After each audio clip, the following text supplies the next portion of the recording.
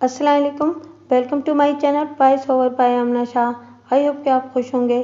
कहानी शुरू करने से पहले आपसे रिक्वेस्ट है कि अगर आपको मेरा कंटेंट पसंद आता है तो प्लीज़ मेरे चैनल को सब्सक्राइब करें। आइए कहानी का दूसरा हिस्सा सुनते हैं। इस सुबह कारी साहब ने मुझसे कहा कि कोई मुनासिब लड़का मिले तो इस लड़की का निकाह करा दिया जाए। इसका इलाज यही है और वो खुद भी यही चाहती है। मैंने कारी साहब से कहा कि मेरी नज़र में तो कोई ऐसा शख्स नहीं है। कारी साहब बोले, मेरा भी यही ख्याल है। ये बड़े नाजुक मामले होते हैं। हमारा फैसला गलत निकला तो सवाब की बजाय हम गुनाह भी कमा सकते हैं। कारी साहब की बातों से मैंने अंदाज़ा लगाया कि वो खुद इस लड़की से अक़्द का फैसला कर सकते हैं। चंद रोज़ बाद मेरे इस ख्याल की तस्दीक हो गई। कारी साहब ने बताया कि उन्होंने मियाँ वाली में अपनी वालदा से बात कर ली है और उन्हें लड़की भी दिखा दी है। इन्हें जुबैदा बतौर बहू कबूल है। इस बात की खबर महल्ले में भी हो गई। लोगों ने इस फैसले को सराहा कि कारी साहब ने एक बेसहारा बेवा लड़की को अपनाने का फैसला किया है। कारी साहब का निकाह इनके गांव में होना तय पाया। मैं भी इस शादी में शरीक था। कारी साहब मामूली तनख्वाह के अलावा कोई मुआवजा या नजराना कबूल नहीं करते, इसलिए इनकी माली हालत इतनी अच्छी नहीं। शादी सादगी से की जाए तब भी कुछ न कुछ तो खर्च होता ही है। इन अखराजात के लिए कारी साहब को अपने छोटे से खेत को और छोटा करना पड़ा, यानी इसका निस्फ हिस्सा बेचना पड़ा। लेकिन ऐन शादी के दिन कमल उर्फ जुबैदा ये खत छोड़कर भाग गई। कारी हफीज़ के हमराज हुसैन अहमद के ये इंकिशाफात मेरे लिए ताज्जुब खेज थे। मैंने इसी वक्त पैगाम भेजकर समनाबाद से बेगम रईसा को बुला भेजा। बेटी का जिक्र सुनकर वो भागी हुई आई। इसकी नई टोयोटा कार दरवाजे के सामने थाने के आई और ठक ठक दरवाजे उसके खुले और बंद हुए। वो अपने ज़ाती मुहाफिज बिस्वाजीत के हमरा अंदर आ गई। वो 60 के पेटे में थी, लेकिन सुर्खी पाउडर लगाकर और कमर को बल देकर अब भी मर्दों के दिल धड़का सकती थी। बगैर किसी लंबी चौड़ी तमहीद के मैंने उसे उसकी बेटी का कारनामा बता डाला और हुसैन अहमद से भी मुतारिफ करवा दिया। हमारी जवानी कारी हफीज़ की बिपता सुनकर रईसा हिरासा नजर आने लगी। अब उसकी समझ में ये बात भी आ रही थी कि कमल भिखारन का रूप ढाक कर मस्जिद के सामने क्यों बैठती थी। वो कारी हफीज़ के चक्कर में ये सब कुछ कर रही थी। रईसा का तो पता नहीं, लेकिन मुझे ये सारी रुदार सुनकर बेहद दुख हुआ था। एक नेक शरीफ इंसान को यूं रुस्वा करना किसी तौर भी काबिल माफ़ी नहीं था। मैंने कहा, बेगम रईसा, अब बताओ किस किस को गिरफ्तार कराना है लड़की बहकाने के जुर्म में। वो बोली, इंस्पेक्टर नवाज, तुम मेरे जख्मों पर नमक छिड़क रहे हो। मुझे तुम्हारे तंज की नहीं हमदर्दी की ज़रूरत है। मैंने कहा, हमदर्दी वहाँ होती है जहाँ एक दूसरे पर एतमाद हो, और आप मुझ पर एतमाद नहीं कर रही। क्या छुपाया है मैंने तुमसे? बहुत कुछ। मसलन ये कि लड़की घर से जाते हुए नकद रकम और सोना ले गई है। मुझे तो वो रकम और सोना कहीं नजर नहीं आते। बेगम रईसा की निगाहें खुद ब खुद झुक गईं। ये एक तरह से इस बात का एतराफ़ था कि घर से कोई चीज़ नहीं गई। बेगम रईसा ने सिर्फ वहीद पर केस मजबूत करने के लिए ये चार्ज लगाया था। वो नीम दिली से बोली, मैं इस बारे में फिर बात करूंगी। इसे हुसैन अहमद के सामने मज़ीद शर्मिंदगी से बचाने के लिए मैंने टोपी उठाकर सर पर रखी और मौजू बदलते हुए कहा, मैं मियाँ वाली जाना चाहता हूँ। अगर आपने भी जाना हो तो जा सकती हैं। वो खुश हो गई। ठीक है, इकट्ठे चलते हैं, बल्कि मेरी ही गाड़ी में चलते हैं। मैं घर टेलीफोन कर लूँ? लेकिन फ़ोन तो ख़राब है। कुछ देर सोचकर उसने ज़ाती मुहाफिज को मुखातिब किया, बिस्वजीत, जाओ घर लड़कियों को इतला दे आओ। मैं इंस्पेक्टर के साथ मियाँ वाली जा रही हूँ। वापसी पर लॉयर माल के पेट्रोल पंप से टंकी भी फुल करवा लेना। बिस्वाजीत तेज कदमों से बाहर निकल गया। बेगम रईसा मुझे मक्खन लगाने लगी कि मैं इसकी बेटी बरामद कराने के लिए इतनी तनदही का मुजाहरा कर रहा हूँ। ये तो मेरा दिल ही जानता था कि मैं इस दुख्तरे नेक अख्तर के लिए कितना परेशान हूँ। अगर ऊपर से परेशान ना होता तो मैं इस लड़की के लिए शाहिदरा मोड़ तक भी ना जाता। दरअसल एसपी जगदीश सेठी, जो कि एक बड़े कानून पसंद अफसर थे, बेगम रईसा के वाकिफकारों में से थे। उन्होंने इस केस पर खुसूसी नज़र रखी हुई थी और इस सिलसिले में मुझसे एक दो बार राब्ता भी कर चुके थे। बेगम रईसा की नई टोयोटा कार पर हम दोपहर के वक्त लाहौर से रवाना हुए और शाम 7:30 बजे मियांवाली पहुंच गए। हुसैन अहमद के अलावा रईसा का बॉडीगार्ड और बिलाल शाह भी हमारे साथ थे। حسین احمد ہمیں سیدھا اس گاؤں لے گیا جہاں ایک روز پہلے قاری حفیظ کی خانہ آبادی کی جانے لگی تھی۔ گاؤں پہنچنے کے تھوڑی دیر بعد ہم قاری حفیظ کے مختصر مکان میں داخل ہو رہے تھے۔ یہ عام سا دیہاتی مکان تھا جس پر نئی لیپا پوتی کی گئی تھی۔ مکان پر ایک نگاہ ڈالتے ہی اندازہ ہو جاتا تھا کہ یہاں کل شادی کی تقریب برپا کرنے کی ناکام کوشش کی گئی ہے۔ ایک طرف میرا سا شامیانہ رکھا تھا اور پاس ہی دیگوں کے قریب تہہ کی ہوئی دریاں پڑی تھیں۔ قاری حفیظ کی والدہ کو دیکھ کر اور اسے مل کر دکھ ہوا۔ اس کے چہرے پر سوگواری اور آنکھوں میں حسرت تھی۔ ہم سے باتیں کرتے ہوئے کئی بار اس کے آنسو نکل آئے۔ قاری حفیظ کے بارے میں حسین احمد نے بتایا کہ وہ عشاء کی نماز پڑھنے مسجد گئے ہوئے ہیں۔ گھر میں حفیظ کی والدہ کے علاوہ چند رشتہ دار عورتیں بھی موجود تھیں۔ میں نے ان سے مختلف سوالات کیے۔ عورتوں کی زبانی پتہ چلا کہ کمل کل 11 اور 12 بجے کے درمیان گھر سے غائب ہوئی۔ رات لڑکیوں نے اسے مہندی وغیرہ لگائی تھی۔ صبح سے نہلایا دھلایا گیا۔ قاری صاحب کی بہنیں چاہتی تھیں کہ وہ دلہن کا عروسی جوڑا اپنے ہاتھوں سے پہنائیں، لیکن کمل نے انکار کیا اور کہا کہ وہ خود لباس بدلنا چاہتی تھی۔ اس نے دروازہ اندر سے بند کر لیا۔ گھنٹہ ڈیڑھ گھنٹہ گزرنے کے باوجود جب اس نے دروازہ نہیں کھولا تو لڑکیاں دستک دینے لگیں۔ کچھ نے سوچا کہ شاید وہ بناؤ سنگار بھی خود ہی کرنے لگی ہے۔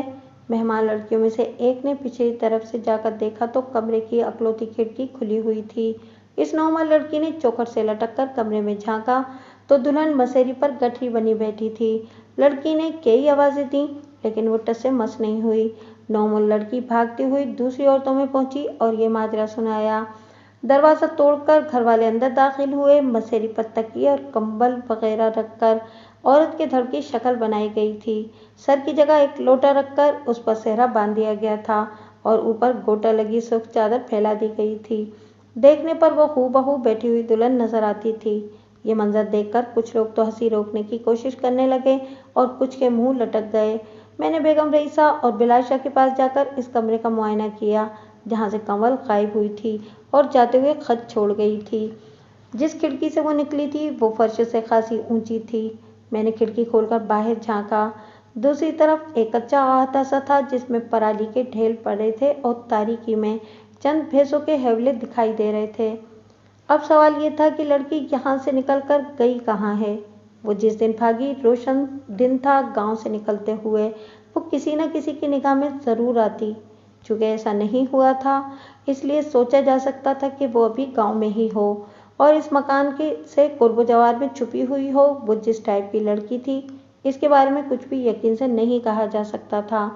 کچھ دیر بعد قاری صاحب بھی مسجد سے لوٹ آئے۔ وہ نوجوان اور قبول صورت تھے۔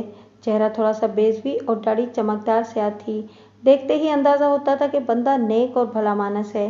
میں نے قاری صاحب سے چند سوالات کیے۔ وہ سخت خجل اور شرمندہ نظر آتے تھے۔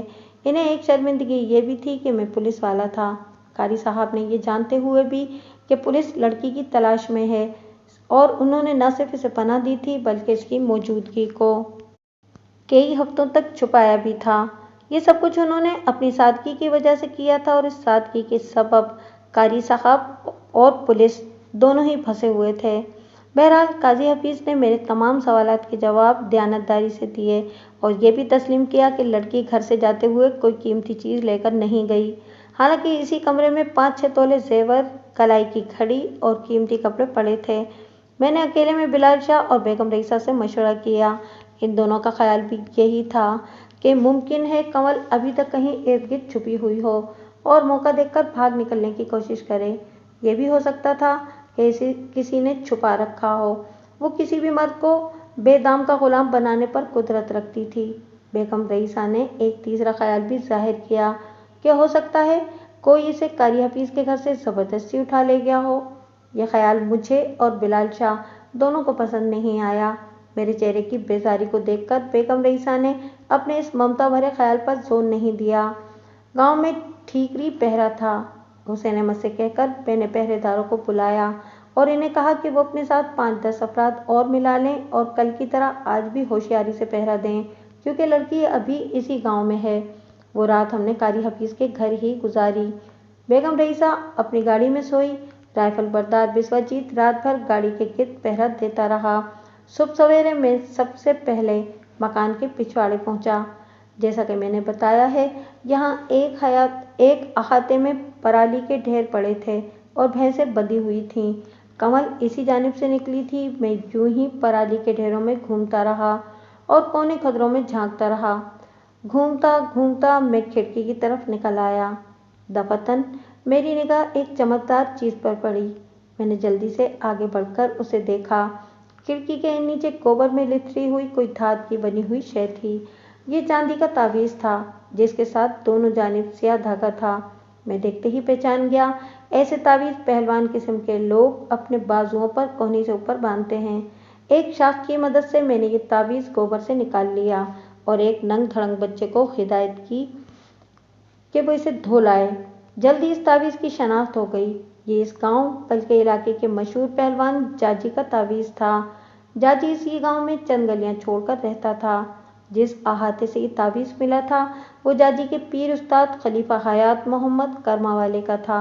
जाजी अपने उस्ताद की भैंसों का गटावा बनाने और चारा काटने के लिए रोजाना इस अहाते में आया था। इसका तावीज अहाते से मिलना ज्यादा अचंभे की बात नहीं थी, लेकिन एक तो ये तावीज ऐन खिड़की के नीचे से मिला था और दूसरे जाजी साहब खुद भी गांव में मौजूद नहीं थे। मेरा माथा ठनका। लाजमी था। इस दौरान एक शख्स ने बयान भी दे दिया कि चंद रोज पहले उसने जाजी पहलवान को अहाते में चारा काटते देखा। वह हाथ से घूमने वाला टोका बड़े जोश और खरोश से चला रहा था और साथ साथ नारे लगा रहा था। इस वक्त कारी हफीज की होने वाली दुल्हन एक दूसरी लड़की के साथ छत पर खड़ी थी। मैंने फौरन जाजी के घर वालों को बुला भेजा। जाजी के मोटे ताजे वालिदैन के साथ उसका पीर उस्ताद खलीफा करमावाला भी आया। खलीफा काफी बूढ़ा था। भवें सफेद हो चुकी थीं और हाथों में रशा था। जब उसे पता चला कि उसके पट्टे पर लड़की को भगाने का इल्जाम लगाया जा रहा है तो वो आग बगोला हो गया। मैं सफेद कपड़ों में था, इसलिए वो मेरे करीब बैठे हुए बिलाल शाह को ही बड़ा थानेदार समझ रहा था। जवानी होती तो वो जरूर बिलाल शाह को धोबी पटका मारने की कोशिश करता, मगर अब तो वो कांप ही सकता था। थर-थर कांपते हुए बोला, बाबूजी, जाजी मेरा पट्टा है, मर्द का बच्चा है और लंगोट का पक्का है। मौला ने ऐसे ही इज्जत नहीं दी है उसे, लंगोट संभाला हुआ है उसने। बिलाल शाह तड़ाक से बोला, जिसकी हम बात कर रहे हैं वो भी पक्के लंगोट वालों को ही ढूंढती है और इस काम में बड़ी इज्जत है उसकी। खलीफा करमावाले की सफेद दूधिया मूछें फड़कने लगीं और गुस्से की वजह से दम फूल गया। बाबूजी, जरा मुंह संभाल कर, आप इस बंदे पर इल्जाम लगा रहे हैं जिसने 20 पिंडों का अखाड़ा जीता हुआ है। बिलाल शाह बोला, मैं कौन से पिंड कम कर रहा हूँ, पूरे 20 ही होंगे, लेकिन इस वक्त वो है कहाँ? खलीफा बोला, जहाँ भी है पर तुम्हारी कुड़ी उसके साथ नहीं है। बड़ी बड़ी हूर परियां टांग के नीचे से निकाल दी हैं इसने, आंख उठाकर नहीं देखा किसी की तरफ। खलीफा ये बातें करके चला गया, लेकिन इसी रोज दोपहर को पता चला कि खलीफा पर दमे का शदीद हमला हुआ है। आध पौन घंटे तक उसका दम उखड़ा रहा है और अब भी हालत पूरी तरह संभली नहीं। पहले तो हम यही समझे कि शागिर्द पर आने वाले इल्जाम ने इसे परेशान किया है, लेकिन असल सूरत हाल का इल्म दोपहर 3 बजे हुआ। गांव के ही एक बंदे ने मुखबिरी कर दी कि खलीफा को अपने पट्टे की खबर मिल गई है। पट्टा साहब मियांवाली रेलवे स्टेशन पर नीम बेहोश पड़े हैं और वापस गांव आने से इनकारी हैं। खबर देने वाला इस वाक़े की पूरी तफसील से आगाह था। मेरे पूछने पर उसने बताया कि इस गांव का पटवारी कुंदियां से वापस गांव आ रहा था। मियांवाली स्टेशन पर उसने जाजी पहलवान को इंतजार गाह में बेंच पर बैठे देखा। वो नशे में लगता था। पटवारी इसे इस हालत में देखकर हैरान हुआ। जाजी पहलवान, नशा और रेलवे स्टेशन, इसकी समझ में ये बात बिल्कुल नहीं आई। इसने जाजी से गांव वापस चलने को कहा तो उसने साफ इनकार कर दिया। मखमूल लहजे में कहने लगा कि वो यहाँ किसी का इंतजार कर रहा है। इसकी बातों से पटवारी रमजान ने अंदाजा लगाया कि वो किसी औरत के इंतजार में है। पटवारी भागम भाग गांव पहुंचा और जाजी के घर वालों को इतला दी। खलीफा करमावाले को भी बताया गया। 10 बजे एक टांगे पर 5-6 आदमी खामोशी से स्टेशन की तरफ रवाना हुए। स्टेशन गांव से 7-8 मील की दूरी पर था। इन अफराद ने जाजी को जबरदस्ती गांव लाने की कोशिश की तो वो मरने मारने पर उतर आया। एक तो पहलवान, दूसरा नशे में, किसी की एक ना चली। सब एक एक दो दो घूंसे खाकर पीछे हट गए। ये भी डर था कि ज्यादा हल्ला गुल्ला हुआ तो कहीं पुलिस ही ना आ जाए। सब दाएं बाएं हो गए। अब वो इस इंतजार में स्टेशन पर घूम रहे थे कि जाजी पहलवान का नशा उतरे तो वह इसे समझा बुझा कर किसी महफूज ठिकाने पर ले जाएं। ये इत्तलात हमारे लिए बेहद अहम थीं। हालात इशारा कर रहे थे कि जाजी के बारे में मेरा कायम किया हुआ अंदाज़ा दुरुस्त है। मैंने बिलाल शाह को तो वहीं गाँव वालों के सर पर बिठाया और ख़ुद बेगम रईसा के साथ शहर रवाना हो गया। ठीक आधे घंटे बाद हमारी गिरदालूद गाड़ी मियांवाली स्टेशन के सामने रुक रही थी। हमने अंदर जाकर देखा।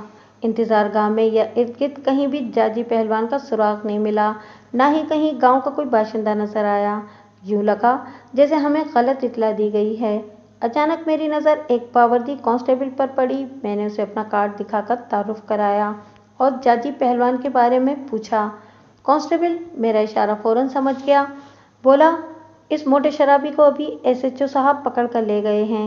वो नशे में था और मारपीट कर रहा था। हमने फौरन गाड़ी मोड़ी और मुतालिका थाने पहुंच गए। थाने में 3-4 प्यारे प्यारे चेहरे नजर आए। प्यारे प्यारे इसलिए कि किसी की नाक से खून बह रहा था, किसी की आंख नीली हो रही थी और किसी का घुटना खुला हुआ था। ये सारी कारीगरी जाजी पहलवान की थी। इसने खुद पर जबरदस्ती करने वालों की अच्छी ठुकाई की थी। सिख एसएचओ ने जाजी को हवालात में बंद कर रखा था। थाने पहुंचकर और एसएचओ के थप्पड़ खाकर जाजी का नशा काफ़ी हद तक उतर चुका था। वो अब गमगीन सा लॉकअप के फर्श पर बैठा था, जैसे किसी गुब्बारे की हाइड्रोजन ख़त्म हो चुकी हो। वो वाकई मजबूत कसरती जिस्म का मालिक खूबसूरत पहलवान था। रंग मियांवाली के आम लोगों की तरह सुर्ख सफ़ेद, बाल घुंघरियाले और रुखसार उभरे हुए। मैंने उसके साथ चंद बातें सलाखों के बाहर से की और अंदाज़ा कर लिया कि अब वो होशमंदी का मुजाहरा करेगा। सिख एसएचओ से इजाज़त लेकर मैं जाजी के पास लॉकअप में चला गया। इसकी आंखों में सुर्खी और नमी थी। मैंने इसे निगाहें मिलाते हुए कहा, जाजी, मैं खलीफा कर्मावाली की तरफ से तुम्हारी जमानत कराने आया हूँ, लेकिन इससे पहले तुम्हें यह बताना पड़ेगा कि जुबैदा अब कहाँ है। पहलवान ने अनजान बनकर पूछा। कौन सी जुबैदा? मैंने पहलवान का ताबीज़ जेब से निकालकर उसकी आंखों के सामने किया। वो हैरानी से देखने लगा। मैंने कहा, चाची, अब कोई बात छुपी नहीं रही। सबको मालूम है कि तुम जुबैदा के साथ गए थे और पूरे 48 घंटे इसके साथ रहे हो। ये ताबीज़ वहाँ से मिला है जहाँ तुमने जुबैदा को खिड़की से बाहर खींचा था। गांव के 2 बंदे भी बता चुके हैं कि उन्होंने तुम्हें और जुबैदा को देखा है। मैंने अपनी तरफ से बात बनाकर जाजी पर प्रेशर बढ़ाया। इसके चेहरे पर उलझन नजर आ रही थी। गालिबन वो ज़्यादा सोच समझ नहीं सकता था। थोड़ी ही देर में मैंने उसे कायल कर लिया कि मैं इसका दुश्मन नहीं, दोस्त हूँ और खलीफा के कहने पर इसे पुलिस से रिहाई दिलाने आया हूँ। जब एक बार इसे यकीन हो गया तो इसने सब कुछ खोलकर मुझे बता दिया। कमल उर्फ जुबैदा को एक मोटी सी गाली देकर कहने लगा, बड़ी दगाबाज औरत है वो। मेरी मत मारी गई थी कि इसके चलत्रों में आ गया। मैं अहाते में पीर उस्ताद का काम करने जाता था। वो खिड़की से मुझे इशारे करती थी और कभी रोड़े मारती थी। पूरा हफ्ता इसने मेरा खूब तवा लगाया। अपनी शादी से एक रात पहले तो उसने हद ही कर दी। मैं एक बीमार कट्टे को ज़ुबह करके उसकी खाल उतार रहा था कि वो खिड़की से कूदकर अहाते में आ गई। मुझे उस वक्त पता चला जब वो मेरे पैरों से लिपट गई और पता नहीं मुझसे क्या क्या कहने लगी। और एक बात उसने कही, जाजी पहलवान, मैं कारी जी से शादी नहीं करना चाहती। तुम मुझे कहीं भगा कर ले जाओ। मैं बहुत दुखी हूँ। तुम्हारे इश्क ने मुझे कहीं का नहीं छोड़ा। ये ना हो मैं जहर खा लूँ। मैं उसकी बातों से बड़ा घबराया और मुश्किलों से पीछा छुड़ाकर घर वापस पहुँचा। सारी रात में पीर उस्ताद का दिया हुआ वजीफा पढ़ता रहा, लेकिन सुबह सवेरे इस वजीफे ने उल्टा असर दिखाया और मेरी मत मारी गई। मुँह अंधेरे में कारी जी की कोठरी पर पहुँच गया और खिड़की के पास पहुंचकर मैंने जुबैदा से कहा कि वो तैयार हो जाए। मैं थोड़ी देर में इसे लेने आता हूँ। मैंने अपने यार खुशी से घोड़ी मांगी। मास्टर अकरम और रहमत मोची से 50-50 रुपये उधार लिए और अपनी बेबी की बड़ी सी काली चादर लेकर अहाते की तरफ आ गया। मौका मिलते मिलते 1 घंटा और लग गया। जैसे ही जुबैदा ने खिड़की खोली, मैंने उसकी बकलों में हाथ देकर उसे अहाते में उतारा, काली चादर उस पर डाली और घोड़ी पर बिठाकर गांव की पिछली तरफ से निकल गया। मेरा यार खुशिया मौसूल चुंगी पर मेरा इंतजार कर रहा था। इसने होटल में भी एक कमरा ले रखा था। मैं इस कमरे में 2 रातें इस फराडन के साथ रहा हूँ। भाजी, کیا مجال ہے کہ اس نے مجھے قریب بھی آنے دیا ہو، بس پیسے خرچے کراتی رہی۔ دفتراً جاجی پہلوان کو احساس ہوا کہ وہ غلط بات کہہ گیا ہے، یعنی ایک طرف وہ کہہ رہا تھا کہ سارا قصور لڑکی کا ہے اور دوسری طرف یہ کہہ گیا تھا کہ وہ بھی رانجھا راضی کرنا چاہتا تھا۔ اس غلطی نے اسے شرمندہ سا کر دیا۔ میں نے اس کی شرمندگی دور کرنے کے لیے بات آگے بڑھائی۔ مثلاً کیا خرچہ کراتی رہی ہے وہ؟ جاجی پہلوان نے اپنے گھنگھریالے بالوں میں انگلیاں پھیر کر ٹھنڈی سانس لی اور بولا، بس جی، یہ کھانے پینے کی باتیں۔ کبھی بھنے ہوئے مرغ منگواتی تھی، کبھی شامی کباب، کبھی گول گپے اور آلو چھولے۔ کل اس نے ٹیکسی میں بیٹھ کر پورے میاں والی کی سیر کی۔ میرے پاس اب پیسے ختم ہونے کو تھے۔ مجھ سے کہنے لگی کہ مجھے لاہور لے چلو، وہاں اس کی کوئی چاچی رہتی ہے جو نہ صرف مالی مدد کرے گی بلکہ رہنے کے لیے کوارٹر بھی دے گی۔ وہاں جا کر دونوں شادی کر لیں گے۔ ہم لاہور جانے کے لیے ریلوے اسٹیشن آ گئے۔ وہ مجھے انتظار گاہ میں بٹھا کر غسل خانوں کی طرف گئی اور واپس ہی نہیں آئی۔ کہانی ختم، پیسہ ہضم۔ جاجی پہلوان اب منہ لٹکائے میرے سامنے بیٹھا تھا۔ وہ جو اب تک عورت کے سائے سے بھی دور رہا تھا، ایک چلتی پھرتی قیامت سے ٹکرا کر چور چور ہو گیا تھا۔ جاجی پہلوان نے مجھے ایک تصویر بھی دکھائی۔ یہ تصویر پرسوں ایک فٹ پاتھی فوٹوگرافر سے کھنچوائی گئی تھی۔ جاجی کے کندھے سے کندھا ملائے جو تلوار جیسی تیکھی اور ریشم جیسی لڑکی بیٹھی تھی، اس کے چہرے پر پھول پن تھا، لیکن آنکھوں میں شرارت اور بغاوت اور ذہانت کوٹ کوٹ کر بھری ہوئی تھی، اور وہ کمل کے علاوہ اور کوئی نہیں تھی۔ یہ آنکھیں اس کی اعلان کر رہی ہیں کہ مجھے دیکھو، میں سارے ہتھیاروں سے لیس ہوں جو میدان کارزار میں مردوں کو بے وقوف اور چاروں شانے چت کر سکتے ہیں۔ جاجی پہلوان کو حوالات سے رہائی دلا کر واپس گاؤں پہنچا دیا گیا۔ اب یہ بات ثابت ہو چکی تھی کہ کھڑکی کے نیچے احاطے سے ملنے والا تعویذ جاجی پہلوان کا ہی تھا۔ جب وہ کمل کو تھام کر کھڑکی سے نکال رہا تھا تو یہ تعویذ اس کے بازو سے ٹوٹ گیا تھا۔ جاجی پہلوان کو واپس گاؤں پہنچانے کے بعد ہم دوبارہ اسٹیشن پہنچے۔ اسٹیشن کے عملے اور کلیوں وغیرہ سے معلومات حاصل کی گئیں۔ اسٹیشن سے روپوش ہوتے وقت کمل نے پیلے رنگ کی ساٹن کا پھولدار سوٹ پہن رکھا تھا، جسم پر وہی سیاہ چادر تھی جس میں جاجی اسے لپیٹ کر گاؤں سے لایا تھا۔ ایک کلی نے بتایا کہ اس نے اس حلیے کی لڑکی کو آج دوپہر میاں والی سے براستہ سرگودا فیصل آباد جانے والی گاڑی پر سوار ہوتے دیکھا تھا۔ فیصل آباد اس وقت لائل پور تھا اور کوئی گاؤں بھی نہیں تھا کہ وہاں کمل کو ڈھونڈا جا سکتا، اور یہ بھی کیا پتا تھا کہ وہ راستے میں کہیں اتر ہی گئی ہو۔ اسی روز 10-11 بجے رات کو میں بیگم رئیسہ وغیرہ کے ساتھ واپس لاہور پہنچ گیا۔ ایس پی جگدیش سیٹھی صاحب کو جب یہ اطلاع ملی کہ کمل ایک بار پھر ہمارے ہاتھ سے نکل گئی ہے تو وہ بہت سیخ پا ہوئے۔ بیگم رئیسہ کی وجہ سے وہ اس کیس میں بہت دلچسپی لے رہے تھے۔ انہوں نے مجھے فوراً ہیڈ کوارٹر بلا بھیجا۔ میں ان کے کمرے میں پہنچا تو وہ اپنی کشادہ میز کے پیچھے بے قرار سے بیٹھے تھے۔ ان کی پیشانی کافی چوڑی تھی، یعنی آدھے سر تک پیشانی ہی چلی گئی تھی۔ مونچھیں آدھی کالی اور آدھی سفید تھیں۔ خاصے اصول پسند آدمی تھے، قانون بھی بہت جانتے تھے۔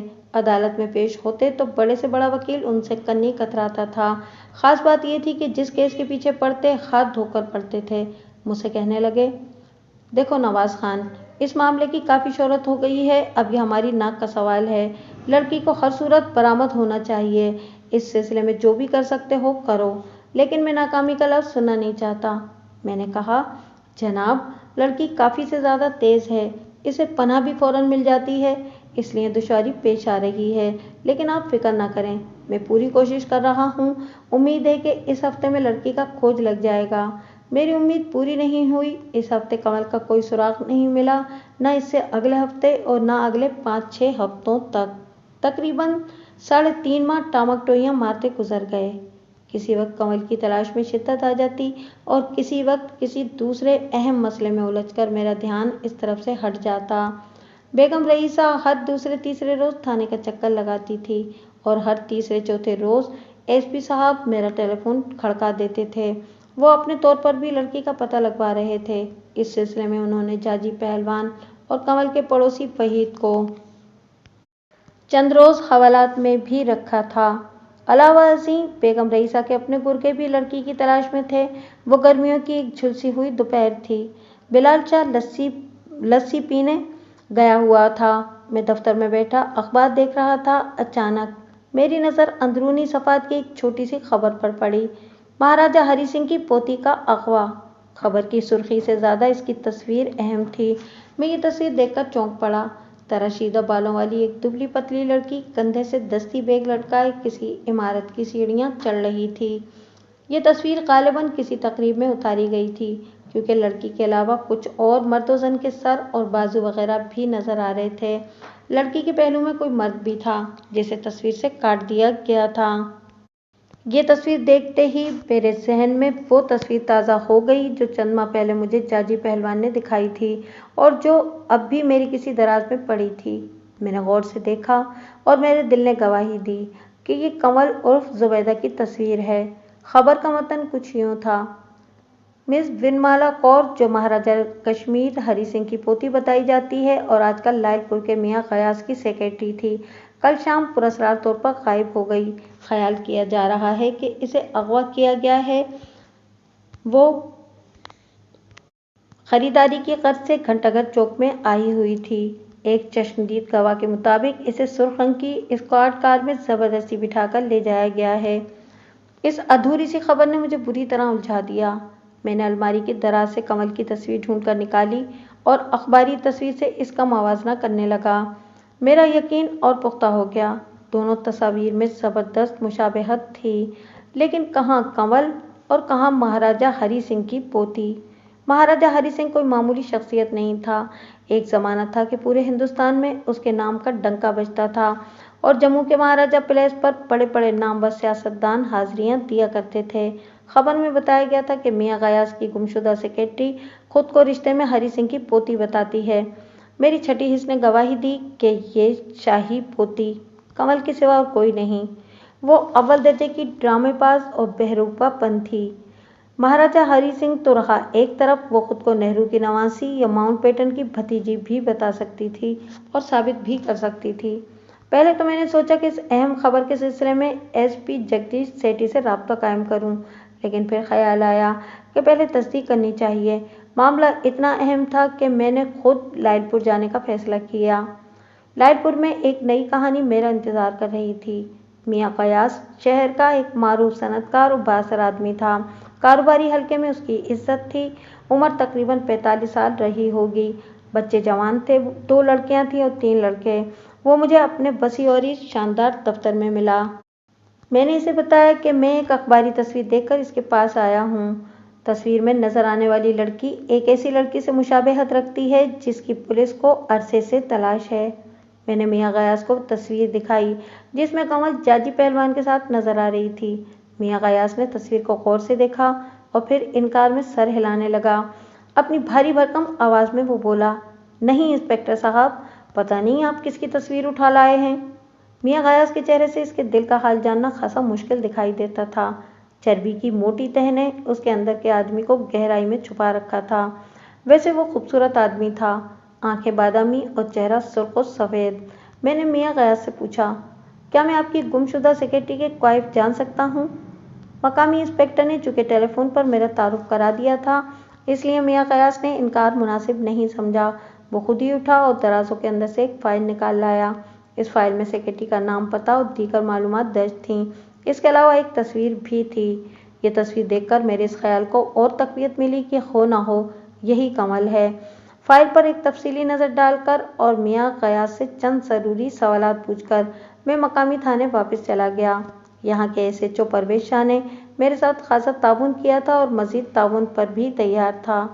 میاں غیاث کے پاس سے میں یہ شبہ لے کر لوٹا تھا کہ گمشدہ سیکرٹری سے میاں غیاث کا کوئی خاص تعلق تھا، یعنی وہ صرف سیکرٹری نہیں تھی۔ پرویز شاہ نے میرے اس خیال کی تصدیق کی اور وہ بولا، سیکرٹری کی وجہ سے میاں غیاث کے گھر میں پھڈا پڑا ہوا تھا۔ خوبصورت ہونے کے علاوہ وہ تیز ترار بھی بہت تھی۔ تھوڑے سے عرصے میں اس نے میاں کو اپنے ہاتھ میں کر لیا تھا۔ میاں نے اسے عیدگاہ کے علاقے میں ایک کوٹھی لے کر دے دی تھی اور شنید ہے کہ خود بھی وہاں جاتا رہتا تھا۔ گھر والے صورتحال سے سخت پریشان تھے۔ بیوی کے علاوہ جوان بیٹے بھی میاں غیاث کے خلاف ہو گئے تھے اور گھر میں آئے دن فتنہ و فساد برپا رہتا تھا۔ خاص طور پر دونوں بڑے لڑکے میاں غیاث پر بے حد برہم تھے اور اسے ونمالا کور سے دور رکھنا چاہتے تھے۔ روز کی بک سے تنگ آ کر میاں غیاث اب اپنی راتیں فیکٹری میں ہی گزارنے لگا تھا۔ میں نے کہا، कहीं लड़की की गुमशुदगी इसी घरेलू झगड़े की वजह से तो नहीं? परवेश शाह बोला, हो भी सकती है। मियाँ गयास ने किसी पर शक किया है? खुलकर तो नहीं किया, लेकिन दोनों बड़े बेटों की तरफ से उसे खतरा था। वो दोनों इस मामले में बेहद संजीदा थे और बाप को धमकियां भी दे चुके थे। मैंने मौजू बदलकर पूछा, ये लड़की मियाँ गयास तक पहुंची कैसे? परवेश शाह बोला, इश्तहार पढ़कर इंटरव्यू देने आई थी। बस पसंद आ गई मियाँ गयास को। मियाँ गयास का अमला कहता है कि पटाखा लड़की है, बातों बातों में दिल मोह लेती है, अंग्रेजी पानी की तरह बहाती है और खुद को रिश्ते में हरी सिंह की पोती बताती है। मैंने पूछा, तुमने फाइल में इसके क्वाइफ पढ़े हैं? वो बोला, पढ़े हैं। कोई एक बात भी ढंग की नहीं लिखी हुई, ना कोई जमानती, न सनद सर्टिफिकेट, न मुकम्मल एड्रेस। लेकिन इन सब बातों को कौन पूछता है? जब दिल आ जाए तो सब अच्छा होता है। मैंने पूछा, तुम्हारी तफ्तीश कहाँ तक पहुंची? इसने तफ्तीश की फाइल खोलकर मेरे सामने रख दी। मैंने जो सरसरी मुताला किया, इससे सबसे पहले बात ये मालूम हुई कि एसपी जगदीश सेठी साहब मुझसे एक रोज पहले ही लायलपुर का दौरा कर चुके हैं और इंस्पेक्टर परवेश शाह से मिल चुके हैं। यानी वो कमल की खोज में मुझसे 2 हाथ आगे ही थे। बड़ा धुन का पक्का बंदा था। जिस काम में हाथ डाला इसे पूरा किया, या ऐसे में मोड़ देकर छोड़ा कि मातेतों के लिए कामयाबी के दरवाजे खुल गए। कल सेठी साहब यहाँ पहुंचे थे और केस के मुतालिक परवेश शाह से तफसीली बात करके गए थे। विनमाला कौर के केस का आगाज 5 रोज पहले हुआ था। शाम को दफ्तर से फारिग होकर वो शॉपिंग के लिए घंटा घर गई थी। वो हाउसरी की एक दुकान से निकल रही थी कि सुर्ख रंग की स्क्वाड कार इसके पास आकर रुकी। वो चंद लम्हे कार की खिड़की पर झुककर बातें करती रही। फिर यूं लगा जैसे किसी ने इसे अचानक कार के अंदर खींच लिया है। ताहम